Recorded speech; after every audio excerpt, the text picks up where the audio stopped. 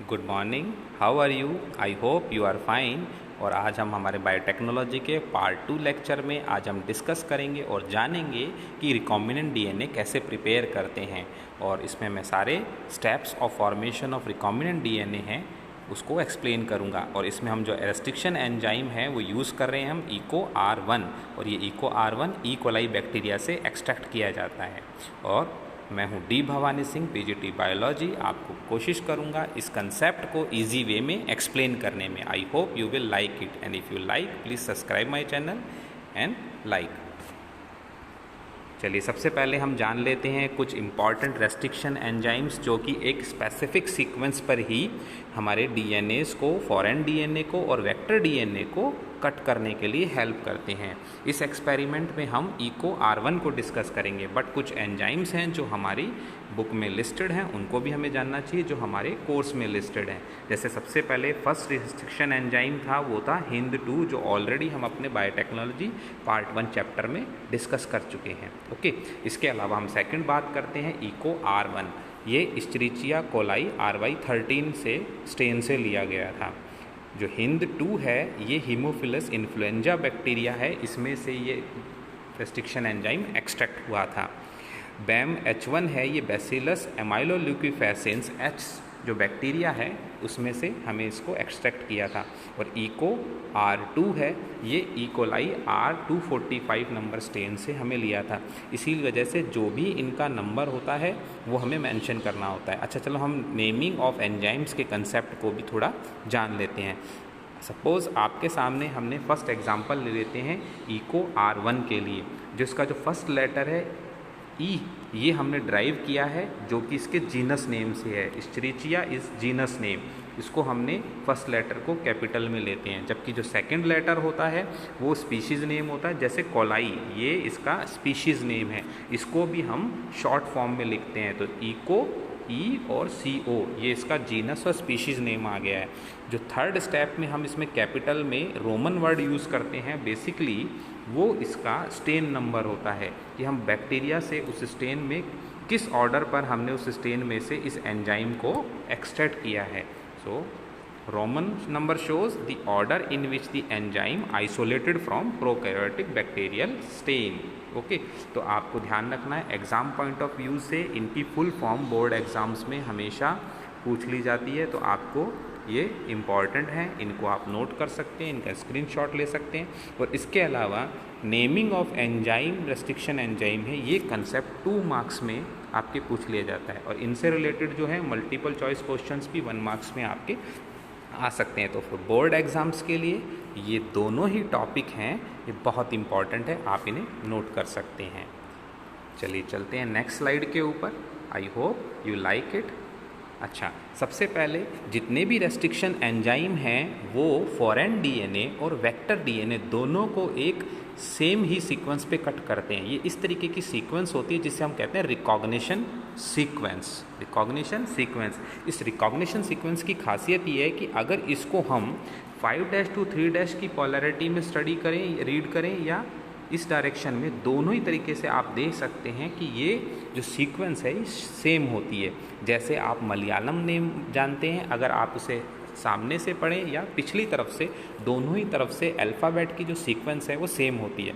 Recognition sequence वो positions होती हैं वेक्टर डीएनए और फॉरेन डीएनए पे जो कि बिल्कुल 100% आइडेंटिकल है और उनकी पोलैरिटी है वो भी सेम होती है।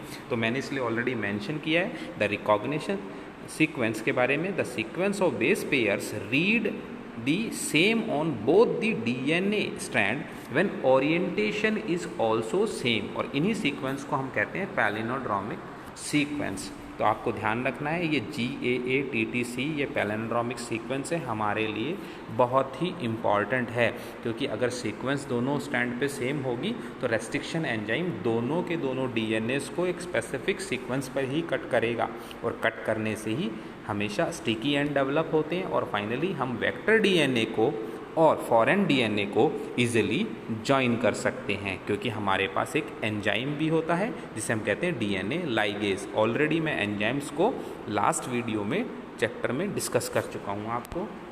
चलिए हम चलते हैं नेक्स्ट स्लाइड्स पर। ये बेसिकली आप देख लीजिए, जो एंजाइम्स है हमारा कौन सा EcoR1, ये वेक्टर डीएनए को और फॉरेन डीएनए में दोनों में ही इस रिकॉग्निशन सीक्वेंस को रीड करता है।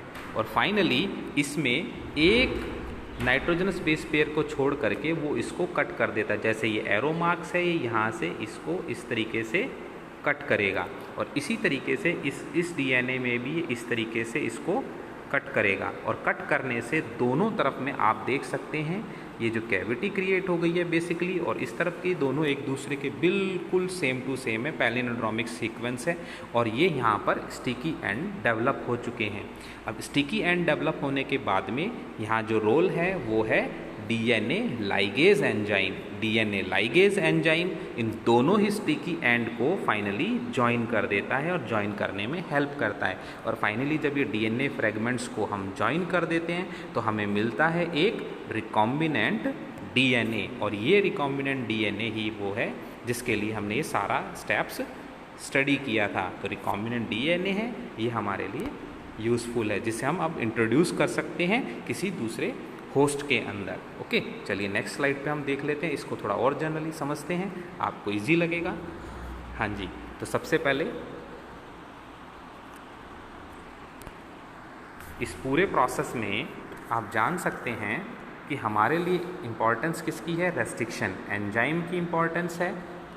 इसके अलावा डीएनए लाइगेज जो ज्वाइन करने के लिए काम आता है, और हमारा वेक्टर डीएनए। तो वेक्टर डीएनए में हम फॉरेन डीएनए ऑलरेडी ज्वाइन कर सकते हैं। इसको जरा जनरल डायग्राम समझते हैं। ये हमारा फॉरेन डीएनए था और ये था प्लाज्मिड, जिसको हम वेक्टर की तरह यूज़ करेंगे। और दोनों को जब रेस्ट्रिक्शन एंजाइम ने कट किया तो सपोज़ ये फॉरेन डीए को कट कर दिया है और ये हमारा प्लाज्मिड है, और फाइनली ये इसमें ज्वाइन हो जाएगा। और ज्वाइन होने के बाद हमें मिल जाता है ये रिकॉम्बिनेंट डीएनए मॉलिक्यूल। अब हमारे पास आपने फर्स्ट पार्ट में आपने पढ़ा था कि हर्बर्ट बॉयन और कोहेंस ने स्टडी किया था कि हम जो वेक्टर डीएनए है उसमें प्लाज्मिड को इंसर्ट भी कर सकते हैं और निकालने का स्टेप भी हमने डिस्कस किया था। बिल्कुल वैसे ही उसी टेक्नोलॉजी को हम यूज़ करते हुए इस रिकॉम्बिनेंट डीएनए को इस कॉम्पेटेबल होस्ट जैसे ई कोलाई बैक्टीरिया है, इसके अंदर हम इस प्लाज्मिड को इंसर्ट कर सकते हैं। और फाइनली जब ये बैक्टीरिया मल्टीप्लाई करेगा तो बैक्टीरिया के अंदर ये ऑटोनोमिकली रिप्लिकेबल जो एक्स्ट्रा क्रोमोसोमल सर्कुलर डीएनए है, इसकी कैपेबिलिटी है कि ये अपनी 60 to 80 कॉपीज़ तैयार कर सकता है। और फाइनली जब भी बैक्टीरिया मल्टीप्लाई करेगा ये कॉपीज़ बनती रहेंगी। तो इस तरीके से हमारा जो रिकॉम्बिनेंट डीएनए इंट्रोड्यूस करने के बाद है ये होस्ट भी मल्टीप्लाई होगा और हम जो इससे डिज़ायर प्रोडक्ट हैं वो प्रिपेयर कर सकते हैं। तो आई होप आपको ये कंसेप्ट थोड़ा समझ में आया होगा and you like it by the presentation.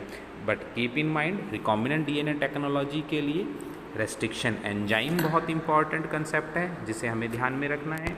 इसके अलावा हमारा डीएनए लाइगेज एंजाइम है उसे हमें ध्यान रखना है, और हमारा वेक्टर डीएनए है जिसे हम प्लाज्मिड कहते हैं, इसे हमें ध्यान में रखना है। आई hope you like it and enjoy it. Please like and share. Thank you, have a nice day. I am D Bhavani Singh.